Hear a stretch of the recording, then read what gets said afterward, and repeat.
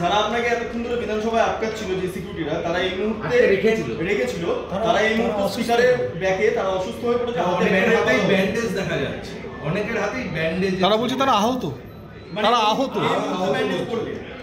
ওখানে প্রথমে আমি যখন ভাঙা জিনিসপত্রগুলো দিই তখন স্পিকার ঘোষণা করলেন যে মাইক ভেঙেছে যারা বিজেপির এমএলএ তাদের বিরুদ্ধে আমি ব্যবস্থা নেব।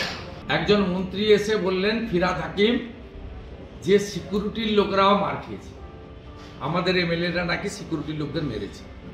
সেই জন্য প্রমাণ দেওয়ার জন্য আমি যেহেতু টেবিলে প্রমাণ দিয়ে এসেছি, সুব্রত মৈত্রর ঘড়ি, শান্তনু প্রামাণিক, শঙ্কর ঘোষের ভাঙা চশমা, সেহেতু পাল্টা ডকুমেন্ট তৈরির কাজ চলছে।